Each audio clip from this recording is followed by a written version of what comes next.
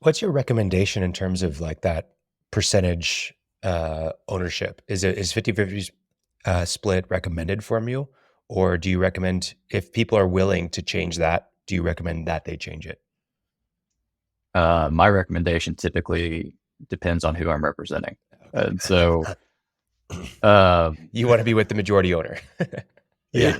if I'm representing somebody who's put in the most money or put in, and is going to be running the company versus a silent investor type person, if it's your business and you're just needing some financial infusion, then yeah, I'd want my client in that situation to have the majority vote so that they can continue to operate their business.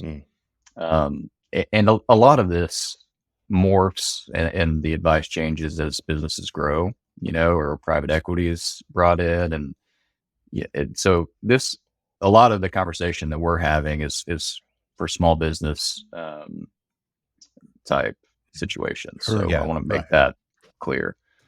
But yeah, but very often we get the 50/50 deal. And part of, I think, the value in what seeking counsel at the outset brings is, I oversee our transactional and our litigation group. And so in addition to drafting the documents, I've also fought in court over these documents. And so I have that background that I can ask questions because I've seen it play out with other clients. And people don't think about it. People don't think about, what if we disagree? We're best friends and we're going to start this business. It's not going to happen. We're going to agree on everything. And that's rarely the case. So how does that play out? Can you give us some examples of like in the litigation, it was 50/50, the agreement sucked, it wasn't clear. What does it look like? How does that pan out long term? What does it cost the business owner long term? What is it a resolve in finally?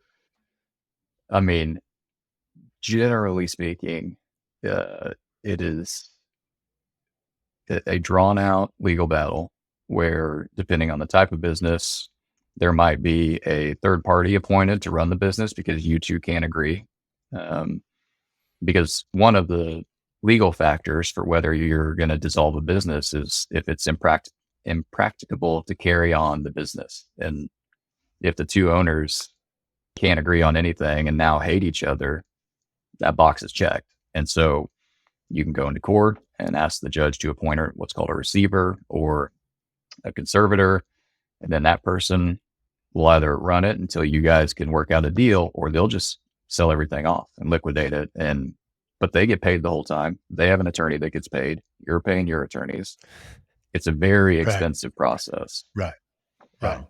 Whereas if they just go and get an operating agreement up front, I mean, no more than you can. Well, one $1,000, thing about getting like that operating agreement up front is that you might not do the partnership deal. I mean, that very clearly, you need to find that out early. So that's a deadlock breaker. What are some of the other things that an operating agreement should deal with? The big one is management, and so that is a lot of things. So generally speaking, limited liability companies are either managed by all the members. And so each member has the authority to act on behalf of the company and bind the company and whatnot, or you select a manager. And the manager is who kind of makes the decisions for the company. And so that's a manager managed LLC. And that's what we recommend for efficiency, for best practices, because in a situation where it's member managed and you've got 3 members, any of them can go,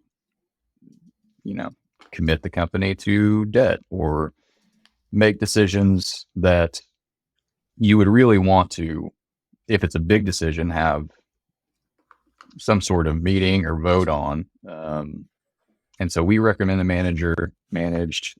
Typically in the operating agreements, the manager is designated or will be designated shortly after the company's formed. And And then within the operating agreement as well, you can set kind of the limitations on what the manager can do without getting everybody's approval, and then what has to get everybody's approval. And that fluctuates wildly depending on what kind of business you're in. I have to, Khalil, you like stories. I'm thinking of a former client, had 3 partners. I was going to bring this up. Two of them were on the same page and one wasn't. And the one who wasn't bought a company over the weekend and exhausted the company's cash, not by paying a fraction of it, but completely unbeknownst to anybody. And he knew it was unbeknownst to him, and it was screw you, and I'm going to do it. And he did it, and came in, and the bank was empty, and they had a new what? So anyway, no way to unwrap that deal. There was a lot more to it than that. He had part ownership in that company they acquired. Okay. Yeah. So I remember that. That's problematic because I was like, "What in the world?" Yeah. Pretty nuts. And then it was a really pretty solid company for years, and then everything just dissolved, just fell apart, and I mean, worth multi-millions. So really unfortunate. Can you, when you do have, I mean, everybody wants to say 50-50 because they want to make their good buddy mad, which right there, you need to figure that out. Mm-hmm. But if you go 50-50 and you go the management route, some single manager route, the preferred route, do they just have to agree? I mean, do you find that's really hard, or are people generally amenable to that? Not everybody wants to be the manager. Right. And it's circumstantial in whether or not they're running the business together, or one of them's running it and the other one is financing it. There's a lot of nuances to that, which is why in the operating agreements, you want to really articulate in somewhat broad strokes what the manager can do. So a lot of operating agreements have a spending cap on manager authority. If it's above X amount of dollars, the manager has to get everybody's approval or a majority approval to spend the money or take out the loan or what have you. And like I said, that threshold is very different from industry to industry. It's, if you're in the oil and gas industry, that can be very high. If you're starting a service company of any kind, it can be a much smaller number. So, and that helps those situations where you agreed, I can spend $5,000 without coming and talking to you. So I went and bought this piece of equipment, and then the other member has to say, yeah, you're right. But, maybe we need, and then at that point, maybe you need to look at amending the operating agreement, saying, I'm not as comfortable with you having a $5,000 carte blanche blank check as I thought I was. Let's bring that down. Or what is more often the case, business grows, we're buying more expensive stuff. We need to up that so that every time the manager needs a piece of equipment, he's not having to get everybody on an email chain approving it, because most of those above the threshold decisions require some sort of written consent from the members. And so there's some administrative headache, depending on where you set these management boundaries that you really got to think about.